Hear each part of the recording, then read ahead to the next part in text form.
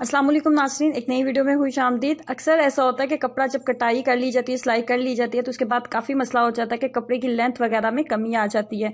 तो ऐसे तमाम मसाइल से बचने के लिए कौन से कपड़े को कितना टाइम पानी में भिगोना ज़रूरी है, ये जानना बहुत ज़रूरी होता है। जैसे आजकल विंटर है, तो विंटर में अगर आप गर्म कपड़े की आप सिलाई करने वाले हो, कटिंग करने वाले हो, तो उसको पानी में भिगोने की ज़्यादा ज़रूरत होती है।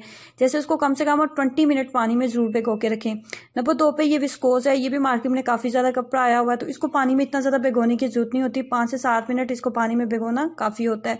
उसके बाद ये ट्विल है, ये भी काफ़ी ज़्यादा मार्केट में आजकल कपड़ा आया हुआ है ट्विल, तो इसको भी 5 से 7 मिनट चाहिए होते हैं पानी में भिगोने के लिए। लेकिन जो अगर खद्दर है या फिर आप जो है कोई भी मोटा स्टफ है, आप सिलाई करने वाले हो, तो उसको पानी में भिगोने के लिए 20 मिनट काफ़ी होते हैं। 20 मिनट उसको ज़रूर दें कि वो पानी में आप उसको भिगो के रखें। पानी आपने किस तरह का इस्तेमाल करना होता है, तो पानी कभी भी आप बहुत ज़्यादा गर्म या नीम गर्म पानी का इस्तेमाल ना करें, ना ही बहुत ज़्यादा ठंडा पानी होना चाहिए। बिल्कुल नॉर्मल टेम्परेचर वाला ताज़े पानी के साथ आपने कपड़े को हमेशा भिगोना होता है। और ये गर्म स्टफ है, तो इसको कम से कम 20 मिनट मैं ज़रूर दूंगी, पानी में भिगो के रखूँगी।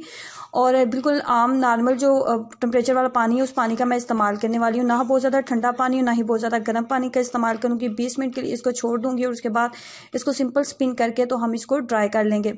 गर्म स्टफ के अलावा अगर आप कोई रेशमी कपड़ा अगर आप सिलाई करने वाले हैं, तो उसको पानी में भिगोना ज़रूरी नहीं होता। उसको आप वैसे भी उसकी कटिंग कर लेते हैं या सिलाई कर लेते हैं, तो उसकी मेजरमेंट में कोई फ़र्क नहीं आता। लेकिन जो गर्म स्टफ होता है खद्दर का, अगर कपड़ा आप सिलाई कर रहे हैं या फिर आप काटन का या लोन का सूट सिलाई कर रहे हैं, तो उसके लिए उसको पानी में भिगोना बहुत ज़रूरी होता है। पानी के लिए हमेशा नॉर्मल टेम्परेचर वाले पानी का इस्तेमाल किया जाता है, कभी भी गर्म या बहुत ज़्यादा ठंडे पानी का इस्तेमाल नहीं किया जाता। तो ये थी एक छोटी सी टिप, जिसको अगर आप अपने कपड़े सिलाई करने से पहले अगर आप इसका ख्याल रखते हैं, तो आपके कपड़ों की मेजरमेंट हमेशा बहुत अच्छी रहती है।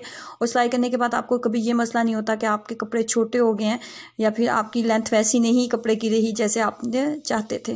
तो ट्राई कीजिएगा, अपना एक्सपीरियंस जरूर शेयर करें, वीडियो को लाइक करना और चैनल को सब्सक्राइब करना मत भूलें। अल्लाह हाफिज़।